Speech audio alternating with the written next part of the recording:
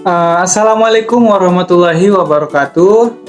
Nama saya Abdul Wahid Ritonga dengan NIM 220306010 dari program studi peternakan Fakultas Pertanian Universitas Sumatera Utara Stambuk 2022. Nah, adapun video ini saya buat untuk memenuhi tugas mata kuliah produksi ternak unggas yang diampuh oleh Ibu dosen Insinyur Tati Widianasari SPT MP IPM.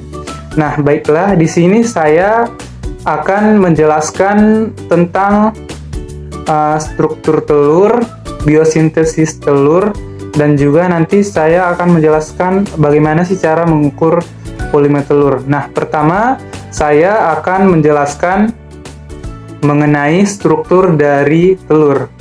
Nah, dapat kita lihat pada gambar ini. Nah, di sini yang pertama itu ada kerabang telur. Nah, berfungsi untuk melindungi isi telur dan juga sebagai pembentukan tulang untuk calon embrio. Nah, kemudian ada selaput membran. Di sini berfungsi untuk melindungi isi dari zat-zat berbahaya. Dan yang ketiga ada putih telur ataupun albumin, berfungsi sebagai cadangan bagi individu baru dan melindungi isi telur dari guncangan. Kemudian ada yolk. Nah, kuning telur ini berfungsi sebagai cadangan makanan bagi calon individu baru. Nah, yang kelima ada telur ataupun kalaza. Nah, ini berfungsi menjaga kuning telur agar posisinya itu selalu di atas. Nah, dan tidak berubah. Kemudian yang keenam ada sel benih ataupun germinal cell. Ini merupakan calon individu baru. Nah, yang terakhir itu ada rongga udara yang ini berfungsinya untuk menyuplai oksigen untuk embrio. Oke, selanjutnya saya akan menjelaskan tentang biosintesis telur. Nah, jadi biosintesis telur itu dapat kita lihat pada gambar. Yang pertama itu ada ovarium. Nah, jadi ovarium ini adalah yang berfungsi sebagai tempat telur berkembang dan juga sebagai tempat disintesis hormon steroid, seksual gamesitosis, serta perkembangan pangan dan pemasakan telur. Setelah itu, sel telur akan jatuh ke dalam infundibulum yang berbentuk corong. Nah, dan lama jatuhnya itu adalah 15 menit. Nah, dan di sini akan terjadi fertilisasi ataupun pembuahan. Nah, antara sel sperma dan sel telur, selanjutnya sel sperma dan telur yang sudah dibuahi akan jatuh ke dalam magnum. Nah, jadi di dalam magnum ini terjadi disintesis albumin kental dan juga albumin cair. Nah, serta sintesis kalasa. Waktunya adalah 3 jam. Nah, material disekresikan adalah albumin. Nah, protein, karbohidrat, dan juga air. Nah, selanjutnya akan jatuh ke dalam isthmus region. Nah, yang bagian oviduk berbentuk lapisan tipis kerangka telur dan menutupi telur dengan membran keras. Nah, selanjutnya jatuh ke uterus region yang berfungsi sebagai tempat telur diisi dengan cairan albumen tambahan dan terjadi pembentukan kerangka telur yang lebih lengkap. Nah, selanjutnya akan jatuh ke dalam vagina. Nah, vagina region ya, yang berfungsi sebagai bagian akhir dari oviduk mengarah ke kloaka dan bertanggung jawab atas pengeluaran telur yang sudah diproses. Nah, selanjutnya akan jatuh ke kloaka. Nah, di bagian kloaka ini adalah bagian tubuh di mana saluran pencernaan dan reproduksi bertemu dan telur akan dikeluarkan dari bagian kloaka ini. Nah, selanjutnya adalah sintesis yolk. Nah, jadi Yolk hanya mengandung kurang lebih 50% air. Nah, selebihnya adalah umumnya itu protein dan juga lipid dengan perbandingan 1:2. Nah, lipid dalam yolk berbentuk lipoprotein. Yang kedua ada padatan yolk itu mengandung fosfoprotein yang juga disebut sebagai fosfitin, lipoprotein, lipopitelin, atau high density lipoprotein ataupun HDL. Nah, sedangkan karbohidrat yolk polisakarida dalam bentuk mannose-glukosamin. Nah, ya, ketiga itu ada pembentukan ataupun sintesis komponen-komponen yolk ataupun phytalogenesis. Nah, berlangsung di dalam hati di bawah koordinasi hormon gonadotropin dan juga steroid. Nah, selanjutnya itu adalah sintesis albumin. Nah, sintesis albumin itu disintesis di magnum ya. Nah, jadi di magnum ini terdiri dari banyak sel kelenjar yang mensekresi protein dan air. Nah, albumin ini terdiri dari 90% air dan juga 10% protein.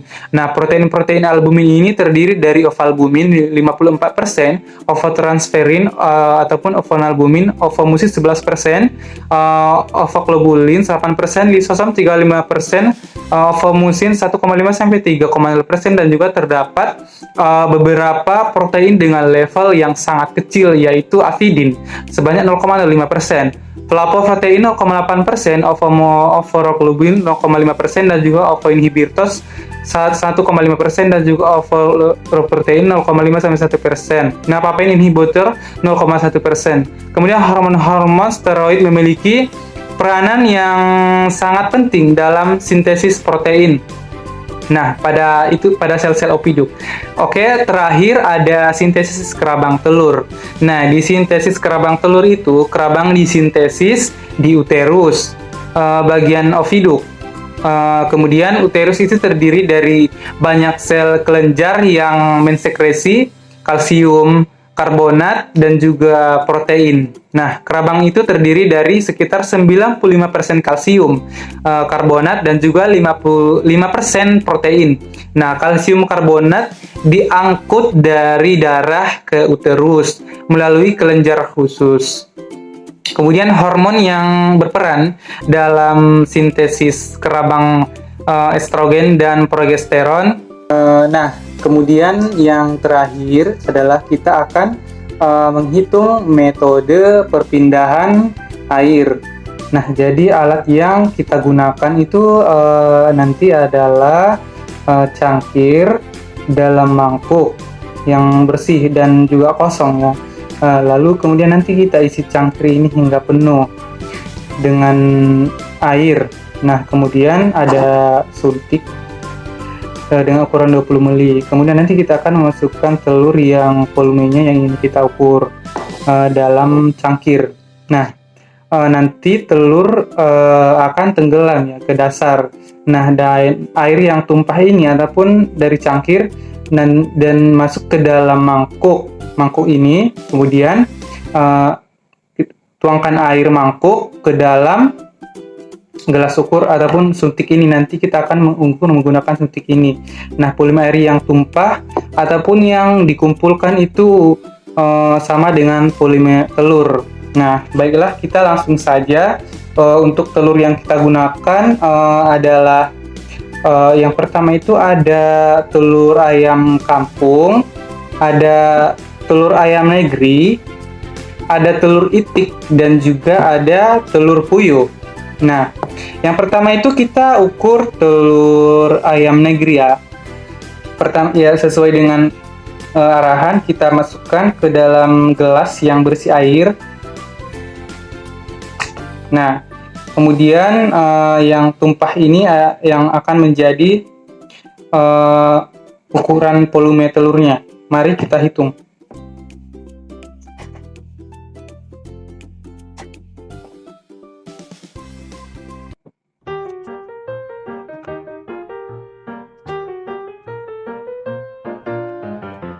Selanjutnya kita catat ya.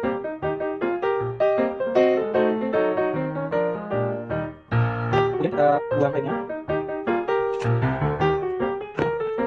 Selanjutnya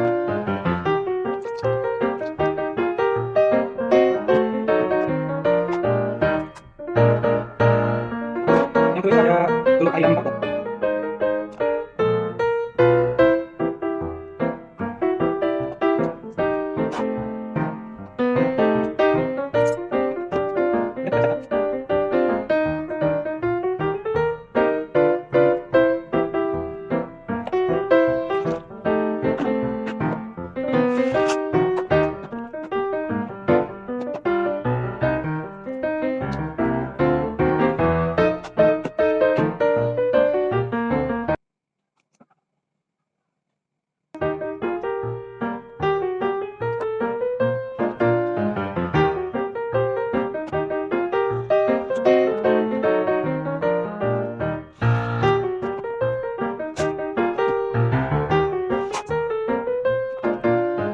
Nah, selanjutnya itu ada telur puyuh.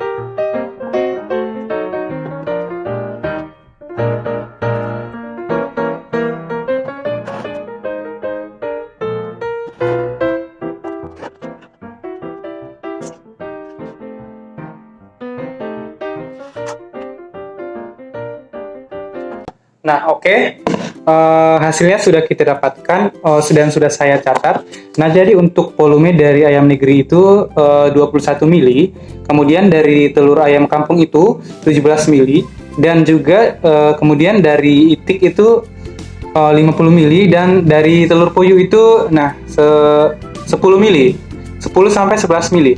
Nah, kemudian apa sih faktor yang mempengaruhi kenapa berat ataupun volume dari telur itu berbeda? Jadi pada prinsipnya faktor yang mempengaruhi berat telur dibedakan menjadi tiga bagian, yaitu ternaknya, pakan, dan lingkungan. Nah, selain bobot badan, ukuran ini juga dipengaruhi oleh umur. Misalnya pada ayam. Nah, ayam yang baru pertama kali bertelur akan memproduksi telur dengan ukuran yang relatif kecil ya. Nah, kemudian kebutuhan nutrisi ayam berbeda-beda setiap tahapan umurnya. Nah, begitu juga dengan bebek, ayam kampung, dan juga telur puyuh. Nah, cukup sekian video dari saya. Saya ucapkan terima kasih. Assalamualaikum warahmatullahi wabarakatuh.